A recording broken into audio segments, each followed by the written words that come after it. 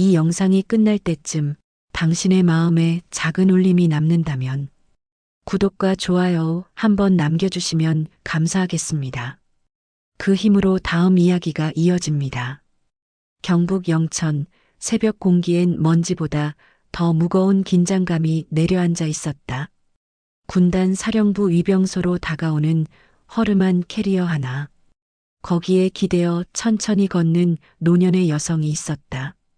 고무신, 빛바랜 작업복, 그리고 챙이 구겨진 모자, 아래로 내려앉은 주름진 눈매. 부대원 누구도 그녀를 특별히 눈여겨보지 않았다. 오히려 초소 근무자는 무심하게 고개를 까딱하고는 출입증 스티커 하나를 떼어 손에 붙여주고 돌아섰다. 청소 아주머니 하나 들어온다. 그 이상도 이하도 아닌 존재였다. 그러나 그 누구도 몰랐다. 그녀의 이름이 정복래이며 오늘부로 이 부대의 최고 지휘관, 군단장으로 부임한 대한민국 육군 최초의 여군 3스타라는 사실을 그녀는 오늘 일부러 청소부의 행색으로 부대에 발을 들였다. 오랜 전통과 편견이 뿌리 깊은 조직을 지휘하기 위해선 먼저 그곳의 눈높이에 서야 한다는 것을 그녀는 너무 잘 알고 있었기 때문이다. 오전 8시 복도 쪽 유리창 사이로 7번째 걸레질을 마친 복래는 잠시 숨을 고르기 위해 작은 휴게실 소파에 조용히 앉았다. 허리가 펴지지 않는 듯 천천히 기대앉은 그녀의 옆구리엔 낡은 걸레가 든 비닐봉지가 구겨져 있었다. 그 순간이었다. 두꺼운 문이 거칠게 열리더니 높은 군화 발자국이 소리를 내며 다가왔다. 중년 남성의 걸음, 도도한 어깨와 붉은 줄이 선명한 대령 계급장. 그는 복래를 위아래로 한번 훑더니 불쾌하다는 듯 콧소리를 내뱉었다. 청소 끝나면 걸리적거리지 말고 나가. 여긴 군인들이 쉬는 곳이야. 복래는 조용히 눈을 내리깔았다. 입을 굳게 다문 채 손에 들린 물티슈를 다시 움켜쥐었다.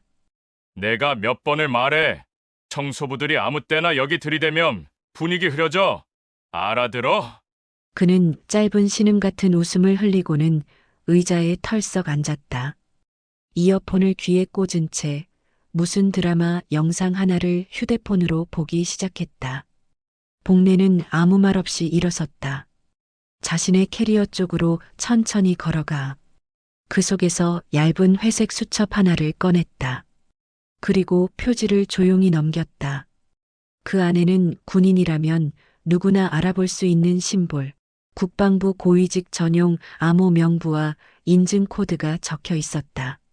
하지만 그녀는 그것을 꺼내지 않았다. 아직은 그럴 때가 아니라고 생각했기 때문이다. 점심시간 식당 복도, 소대장 계급을 단 젊은 장교 하나가 복래의 앞을 지나며 조용히 말을 건넸다. 아주머니 수고 많으십니다. 식사는 하셨어요? 복래는 고개만 살짝 끄덕였다. 그녀는 그 짧은 인사에 오래 멈춰 서 있었다. 말은 권력보다 힘이 세다. 그러나 그 말의 무게는 입에서가 아니라 마음에서 비롯된다. 그녀의 수첩 마지막 장에는 손으로 눌러 쓴 글귀가 적혀 있었다. 계급은 계급장에 달린 것이 아니다. 진짜 군기는 마음을 움직일 때 서게 된다. 그날 하루 그녀는 아무에게도 자신을 드러내지 않았다. 그러나 다음 날 그녀가 군단장 정복래 중장으로 공식 부임하게 되며 부대 전체는 충격 속에 뒤집히게 된다. 그리고 그 대령 복도에서 그녀에게 소리치던 그 사람은 가장 먼저 부름을 받게 된다. 사령부 내 간부회의가 예정된 오전 10시. 복도 끝 정복래는 자신이 직접 닦았던 유리문 앞에 잠시 멈춰섰다. 그 문 너머 자신을 무시하던 얼굴들이 잔잔한 커피향 속에서 웃고 떠드는 장면이 보였다. 흔한 장교들의 아침 회의 전 풍경이었다. 그녀는 천천히 회의실 문을 열었다. 부드러운 회색 정복. 가슴 위엔 세 개의 별이 반짝였고 기세는 군단장의 금빛 문장이 새겨져 있었다. 처음엔 누구도 그녀를 제대로 쳐다보지 못했다. 사람들의 대화가 하나둘 끊기더니 그제야 중령 한 명이 급히 일어섰다. 어르신, 여긴 회의실입니다. 관계자 외에는.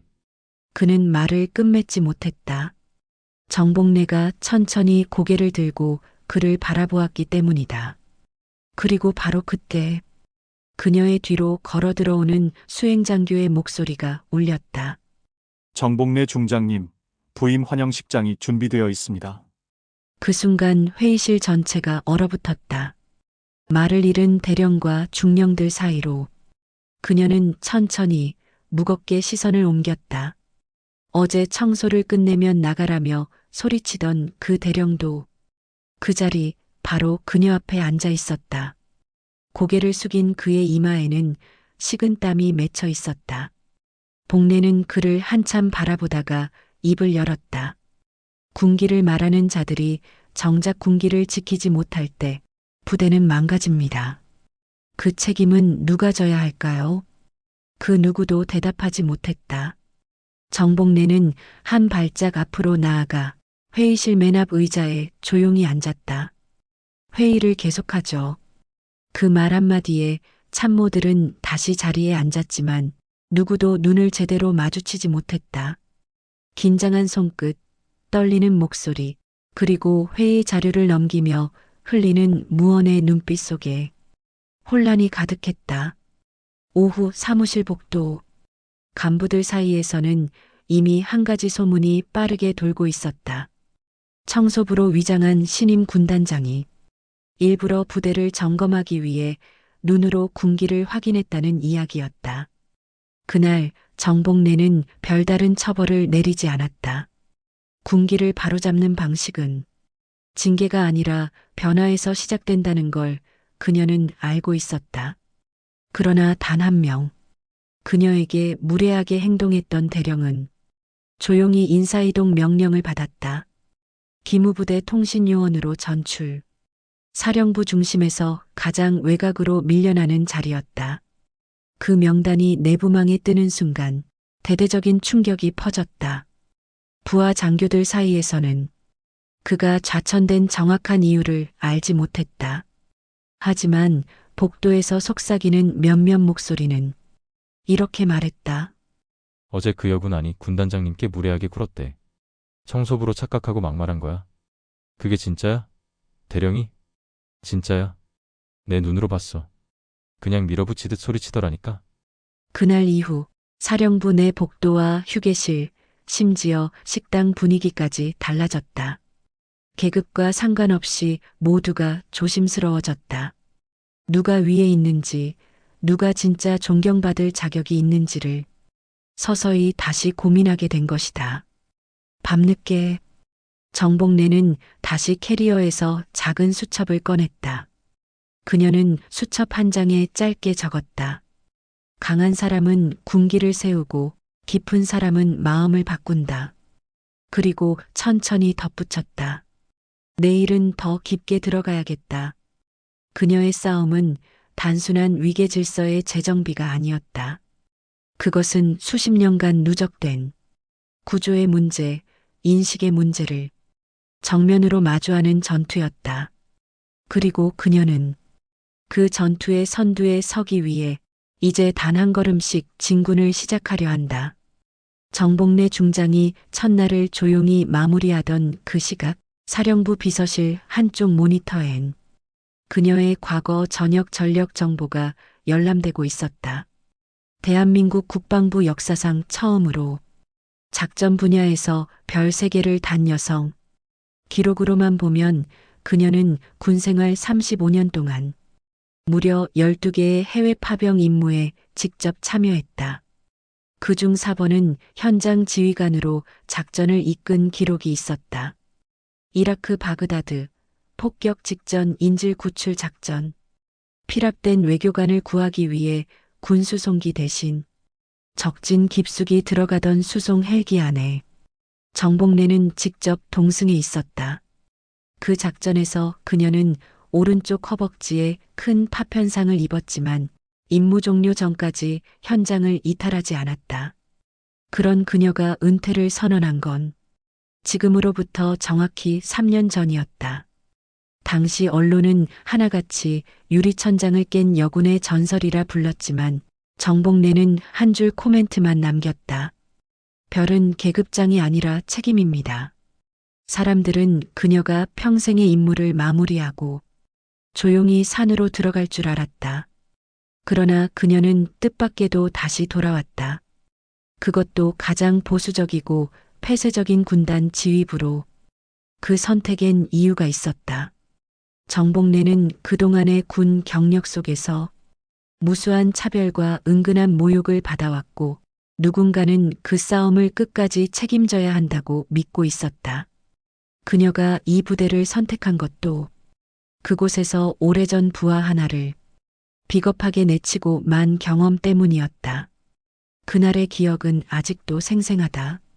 15년 전 그녀는 대령으로 작전 참모직을 수행하고 있었다. 한 젊은 여중이가 신고서를 들고 찾아왔고 그 안에는 부대 내 성희롱 피해와 관련한 상세한 내용이 담겨 있었다. 하지만 당시 정복래는 그 사건을 덮으려는 윗선의 압박에 결국 피해자인 여중이를 다른 부대로 보냈고 그 일은 조용히 사라졌다. 그녀는 그날 이후로 자신이 진짜 별을 달 자격이 있는지 밤마다 되물었다고 한다. 그 여중이의 이름은 이연지. 지금은 군인이 아닌 국방정책 관련 시민단체에서 활동하고 있는 인물이었다. 정복래는 이번 부임 직전 조용히 이연지를 찾아가 오래된 사과와 약속을 남겼다. 그 약속은 단순한 용서가 아니었다. 이제는 부대를 바꿔보겠다는 결심. 지금의 청년 장병들이 그 어떤 공포나 위기 앞에서도 진실을 말할 수 있는 부대를 만들겠다는 약속이었다. 그녀의 손에는 오래된 수첩 한 권이 들려 있었다. 그 수첩엔 파병 작전마다 적은 메모들이 빼곡히 적혀 있었고 페이지마다 젖은 얼룩들이 퍼져 있었다. 별은 전장에서 빛나는 게 아니라 사람들 사이에서 지켜져야 한다는 믿음.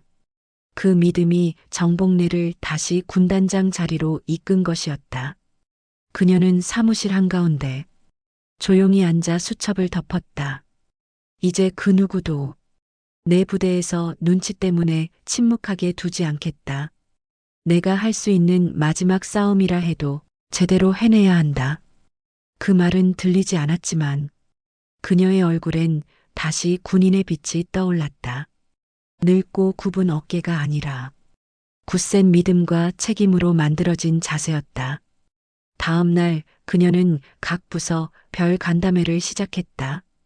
그리고 가장 먼저 위병소부터 직접 찾았다. 그날 그녀를 청소부 취급했던 병사도 고개를 숙이고 말없이 인사를 올렸다. 그러나 정복래는 그 병사의 이름을 먼저 불러주며 말했다. 어제는 내가 실례했습니다. 고생 많았습니다.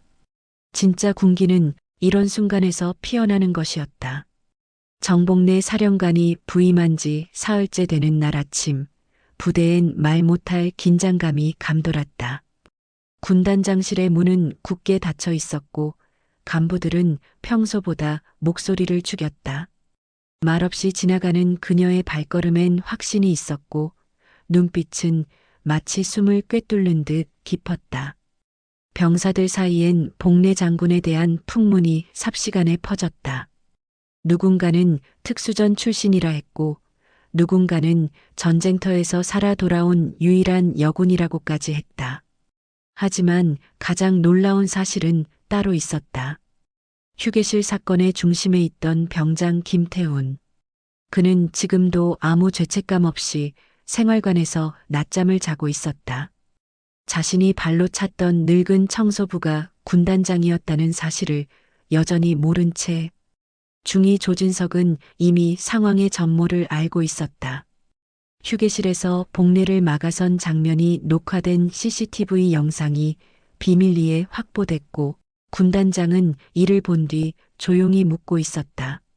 진석 중위는 회의실로 호출받은 직후 굳은 얼굴로 경례를 했다. 복례는 천천히 입을 열었다. 진석 중위. 어제 사단에서 군기 누설 문제로 징계받은 장병이 있었다고 들었습니다. 이유를 알고 계십니까? 그는 숨을 삼켰다. 말을 아끼고 있었지만 이미 무언가를 간파한 듯한 그녀의 눈빛에 결국 고개를 숙였다. 그 병장은 평소에도 하극상에 가까운 언행이 많았습니다. 짬을 핑계로 신병들에게 사적 지시도 했고요. 하지만 그날 그런 일이 일어날 줄은 몰랐습니다. 복례는 천천히 의자에 앉으며 물었다. 그날 어떤 날을 말씀하는 거죠? 진석 중위의 얼굴이 하얗게 질렸다. 이미 그녀는 모든 걸 알고 있었다. CCTV도 휴게실에서 있었던 욕설과 발길질도. 중위는 결국 무릎을 꿇었다. 죄송합니다. 제가 부하들을 제대로 지도하지 못했습니다. 그 말에 복례는 손을 들었다. 중위, 나는 아직 아무 말도 하지 않았습니다. 무슨 잘못을 했는지, 누가 누구에게 무엇을 했는지 나는 들은 적이 없습니다. 그런데 왜 이렇게 무거운 고백을 하시나요? 그녀의 목소리는 낮았지만 단단했다. 마치 오래된 바위처럼 흔들림 없는 무게감이 실려 있었다. 그 시각 생활관에서는 병장 김태훈이 PX에서 사온 과자를 나눠 먹으며 여전히 장난을 치고 있었다. 야, 걔가 군단장이라고? 말이 돼. 그날 그냥 청소부 복장이었어. 설마 내가 차버린 그 노인네가 진짜였다는 거야? 웃기고 있네. 그는 절대 그런 일이 사실일 리 없다고 확신하고 있었다.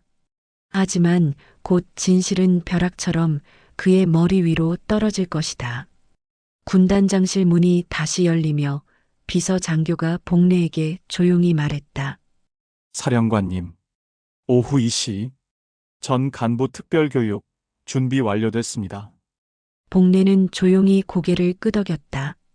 그녀가 선택한 방식은 보복이 아니었다.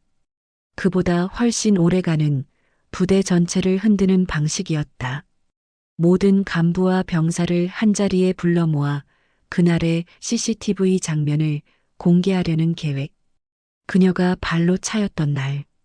그 장면은 이제 군단 전체를 흔드는 진실이 되려 하고 있었다. 그녀의 침묵은 결코 약함이 아니었다. 오히려 그 침묵은 누구보다 강한 무기였다. 오후 2시 군단 본부 3층 대회의실에는 공기마저 굳어있는 듯했다. 기본 전투복을 입은 간부들과 병장 계급의 고참들이 좌석을 가득 메웠고 의자 등받이에 등을 붙인 사람은 하나도 없었다. 누구도 이 자리의 목적을 몰랐지만 모두가 직감하고 있었다. 오늘은 무언가가 일어나는 날이라는 것을. 정복래 사령관은 회의실 정면 문을 통해 들어섰다. 정복을 단정히 차려입은 그녀는 전날보다 더 냉정하고 단단해 보였다. 그녀를 따라 들어온 수행 장교는 노트북을 들고 있었다. 복례는 단상에 섰다. 조용한 회의실을 가만히 바라보다 천천히 입을 열었다. 이번 주 나는 부대 곳곳을 살펴봤습니다. 그리고 생각보다 많은 이야기를 들었고 보았습니다. 그녀는 손짓으로 뒤편 스크린을 가리켰다. 회의실 조명이 꺼지고 영사기 소리와 함께 영상이 시작됐다. 회색 빛깔의 낡은 휴게실. 구석에서 청소도구를 든 누군가가 먼지를 닦고 있었다. 모두가 알았다. 그 노인은 바로 정복래 자신이었다. 영상이 흘러가자 병장 김태훈이 화면에 등장했다. 입에 과자를 문 채 소파에 앉으려다 그녀를 밀쳐냈다. 야, 거기 앉지 마요. 냄새 난단 말이에요. 청소 끝났으면 좀 나가요. 이어지는 장면은 힘없이 밀려 넘어가는 그녀의 몸. 노인은 아무 말도 없이 다시 일어났다. 그 순간 회의실 전체가 얼어붙었다. 스스로 얼굴을 들지 못한 이들 사이에서 오직 한 사람, 병장 김태훈만은 고개를 돌린 채 발을 떨고 있었다. 그제야 그는 모든 것을 이해하기 시작한 것이다. 그날의 청소부가 누구였는지, 자신이 내뱉은 말과 행동이 누구를 향했던 건지. 영상이 끝나고 조명이 다시 켜졌을 때 복례는 입을 열지 않았다. 조용히 시계를 바라보다가 아주 낮고 단단한 음성으로 말했다. 저는 이 부대의 사령관입니다.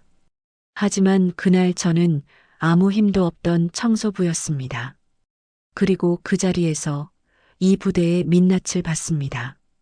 병장이 장군을 모욕한 일이 중요한 게 아닙니다. 한 인간이 다른 인간을 어떻게 대하는지를 봤습니다. 그것이 이 부대의 군기보다 훨씬 깊은 병이라고 생각했습니다. 그녀는 숨을 고르고 말을 이었다. 이 사건은 저 혼자만의 문제가 아닙니다. 그 자리에 함께 있었던 이들, 무심하게 지나친 이들, 뒤늦게 눈치채고도 말하지 않은 이들, 모두가 이 문제의 일부입니다. 그 순간 중위 조진석이 자리에서 일어났다. 손을 가지런히 모은 채 고개를 깊이 숙였다. 사령관님, 죄송합니다. 그날 제가 그 자리에 있었습니다. 그러나 저는 아무 말도 하지 않았습니다. 그저 침묵했습니다. 그게 저의 죄입니다. 복례는 고개를 끄덕였다. 당신은 지금 말했으니까 괜찮습니다. 하지만 어떤 이는 여전히 고개를 들지 못하죠. 그녀의 시선은 곧장 병장 김태훈을 향했다. 그는 식은땀에 젖은 채 말을 더듬었다. 사령관님 그게 오해가. 하지만 그녀는 고개를 저었다. 나는 당신에게 벌을 내릴 권한도 흥분할 이유도 없습니다. 다만 이 자리를 통해 이 부대가 배웠으면 합니다. 강함은 계급에서 오지 않습니다. 진짜 강함은 타인을 존중하는 데서 시작됩니다. 그녀가 손을 들자 헌병 2명이 회의실로 들어왔다. 복례는 마지막으로 말했다. 헌병 때 인계 조치, 상급자 모욕, 군기문란, 인권 침해. 모든 기록은 이미 제출되었습니다. 병장 김태우는 그제야 정신없이 자리에서 일어나 무릎이라도 꿇으려 했지만 헌병이 그를 제지했다. 손목에 수갑이 채워지고 그가 끌려나가는 동안 회의실 안은 숨소리조차 허락되지 않는 정적이었다. 그녀는 다시 단상에 섰다. 그 어떤 감정도 없는 표정으로 천천히 선언했다. 오늘 이 자리 이후 우리 부대는 달라질 겁니다. 계급으로 상대를 판단하지 않고 복장으로 사람을 무시하지 않으며 약자를 향한 조롱이 사라지는 문화. 그게 이 부대의 새로운 군기입니다. 회의실 안에는 박수도 환호도 없었다. 대신 가슴 깊은 울림 하나가 퍼지고 있었다. 그리고 그 침묵 속에서 누군가의 눈가가 붉어지고 있었다. 진짜 리더십은 그렇게 조용히 자리를 잡았다. 그날 이후 부대는 겉으로는 조용했지만 속은 들끓고 있었다. 누군가는 말없이 눈을 피했고 누군가는 자신을 돌아보며 고개를 떨궜다. 병장 김태훈의 헌병 때 인계는 징계 이상의 충격으로 남았다. 그가 사라진 자리에 남은 건 오히려 죄 없는 병사들의 침묵이었다. 그녀가 보여준 건 힘의 행사도 권위의 강요도 아니었다. 복례는 단지 그날의 영상 하나를 꺼냈을 뿐이었다. 그러나 그것이 부대의 공기를 바꿨다. 누구도 건드리지 않던 오래된 곰팡이 같은 관행이 서서히 조용히 무너지고 있었다. 이튿날 정복래 사령관은 전투복 차림으로 취사장으로 향했다. 기록상 공식 일정은 없었지만 그녀는 말없이 주방으로 걸어 들어갔다. 사령관님, 여긴 위험한데. 주방병이 허둥지둥 달려와 인사하며 막으려 했지만 그녀는 손을 들어 조용히 말렸다. 위험한 곳은 여기가 아니라 보이지 않는 무관심 속입니다. 그녀의 시선은 한 곳을 향해 있었다. 찬장 안쪽 구석진 곳에서 검은색 손목 보호대를 찬 채 식기통을 정리하던 병장 최민석. 고참이면서도 늘 말없이 뒤에 있던 그였다. 손목 꽤 아파 보이는군요. 병원엔 다녀왔습니까? 민석은 고개를 푹 숙였다. 사령관님 괜찮습니다. 그냥 옛날부터 그랬습니다. 복내는 고개를 저었다. 이제부터 이 부대에선 괜찮습니다가 금지어입니다. 진짜 괜찮은 사람은 그렇게 말하지 않으니까요. 그 순간 민석의 눈에 눈물이 맺혔다. 누구도 묻지 않았던 것을 처음으로 누군가가 물어줬다. 그가 입대한 지 19개월 만이었다. 그날 저녁 부대 앞마당에선 병사들의 자발적 요청으로 소규모 간담회가 열렸다. 복내는 별다른 준비 없이 그저 전투복 그대로 그들 사이에 섰다. 사령관님, 질문 하나만 드려도 되겠습니까? 어제 회의실에서 영상 보던 날, 왜 아무 말도 하지 않으셨습니까? 정복래는 고개를 숙였다. 그리고 조용히 입을 열었다. 말이 칼보다 빠르다고 합니다. 하지만 저는 침묵이 더 깊다고 믿습니다. 그날의 영상은 말보다 더 많은 걸 보여줬고 그 침묵은 여러분 각자의 마음을 두드렸으니까요. 그 자리에 있던 병사들 모두가 고개를 끄덕였다. 그리고 누구보다 먼저 입을 연 건 그날 휴게실 CCTV 속에서 복례를 스쳐 지나가던 이병 윤정호였다. 사령관님 그날 제가 분명 그 옆을 지나쳤습니다. 근데 저는 고개도 안 돌렸습니다. 전 그저 늙은 사람인 줄만 알았습니다. 그게 너무 죄송합니다. 복례는 정호에게 다가가 가만히 그의 어깨에 손을 얹었다. 그날 날 외면한 사람에게 지금 이렇게 사과받는 걸로 나는 충분히 용서할 수 있습니다. 정호는 눈을 감았다. 그 순간 마음속 어딘가에 오랫동안 내려앉은 작은 돌덩이가 녹아내리는 듯한 감각이 스쳤다. 그 간담회가 끝나갈 즈음 누군가가 조심스럽게 물었다. 사령관님, 진짜 예전에 특수전 사령부에 계셨다던데요. 그게 사실인가요? 복례는 웃지도 부정하지도 않았다. 그저 조용히 대답했다. 그 질문이 나오는 순간 아직 우리는 본질을 잊고 있는 겁니다. 제가 어떤 작전, 어떤 계급을 거쳤든 지금 이 순간 나는 여러분의 사령관이고 여러분은 내 사람들입니다. 그 이상도 이하도 없습니다. 하지만 그날 밤 몇몇 병사들이 인터넷을 통해 그녀의 이력을 확인한 순간 모든 것이 달라졌다.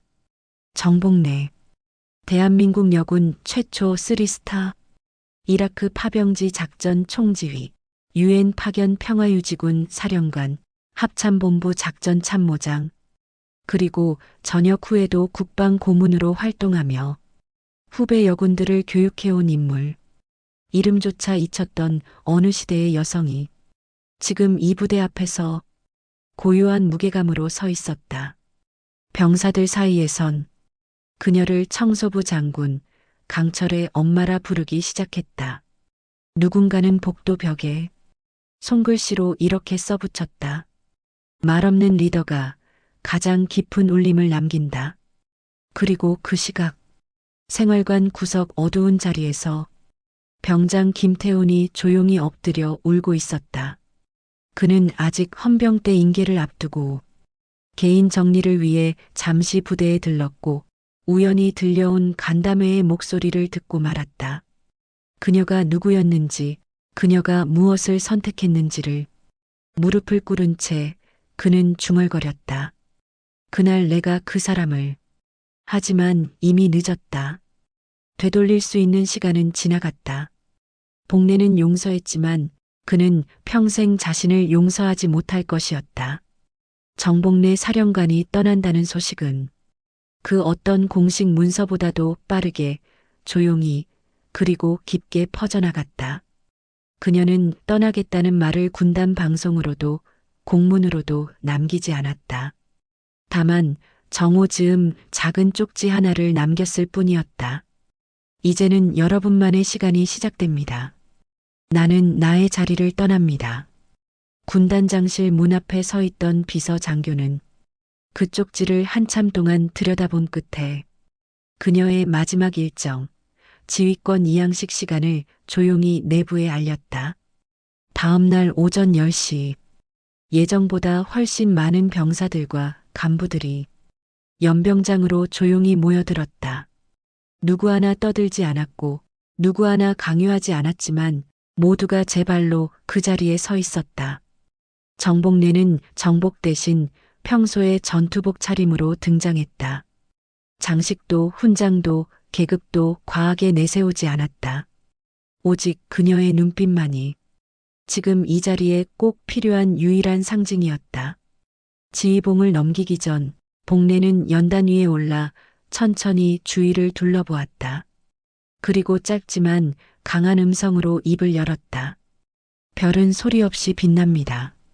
그 빛이 어둠을 걷어내죠. 여러분도 그런 사람이 되시길 바랍니다. 그녀는 더 말하지 않았다. 그것이면 충분했다. 장황한 격려도 박수 유도도 없었다. 단 3문장이었다. 그러나 그 3문장은 몇 개월간의 훈련보다 더 큰 울림을 남겼다. 복래가 연병장을 빠져나가는 순간 병사들 사이에서 누군가 울컥하며 외쳤다. 충성, 감사합니다, 사령관님. 순식간에 이어진 함성. 처음엔 하나였던 목소리가 둘이 되고 셋이 되고 결국 전 병력이 일제히 경례를 붙였다. 그녀는 잠시 멈춰서서 돌아보았다. 그리고 가볍게 그러나 깊게 고개를 숙였다.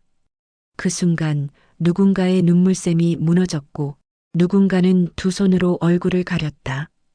이별이란 걸 알고 있으면서도 그녀의 발걸음을 붙잡을 수 없었기 때문이다. 그녀가 탄 차량이 부대를 벗어날 무렵 생활관 게시판 앞에 한 장의 종이가 붙었다. 흰 종이 위에는 병사 윤정호가 또박또박 손글씨로 적은 문장이 있었다. 청소부처럼 겸손하고 장군처럼 책임지자. 누군가 웃었다. 누군가는 눈시울을 붉혔다. 그리고 모두가 고개를 끄덕였다. 정복래는 그렇게 떠났고 그녀는 말없이 그러나 오래도록 이 부대 안 어딘가에 남아 있었다. 며칠 뒤 병장 민석이 정복래가 쓰던 사무실을 정리하던 중 서랍 안에서 접힌 메모 한 장을 발견했다. 노란색 포스트잇. 그 위엔 이렇게 적혀 있었다. 진짜 리더는 누군가를 무릎 꿇게 하지 않습니다. 대신 누구든 스스로 일어설 수 있도록 기다립니다. 민석은 그 메모를 조심스럽게 벽에 붙이고 잠시 경례를 했다. 그건 명령이 아니었다. 그건 마음의 경례였다. 정복래는 떠났지만 그녀가 남긴 침묵의 리더십은 부대의 문화로 병사들의 자세로 남아 지금 이 순간도 누군가를 일으켜 세우고 있었다. 그녀가 보여준 건 단 하나였다. 말없이 지켜보는 용기, 그리고 끝까지 기다려주는 신념. 세상엔 많은 장군이 있다. 하지만 누군가가 장군님이라고 부르지 않아도 존경받는 이가 있다. 그녀는 그런 사람이었다. 지금까지 이야기를 끝까지 들어주셔서 감사합니다. 이 영상이 마음에 드셨다면 구독과 좋아요는 다음 이야기를 이어가는 힘이 됩니다. 댓글로 여러분이 기억하는 진짜 리더의 모습도 함께 나눠주세요. 우리는 모두 누군가의 별빛이 될 수 있습니다. 다음 이야기에서 다시 뵙겠습니다. 인생 이야기 정원이었습니다.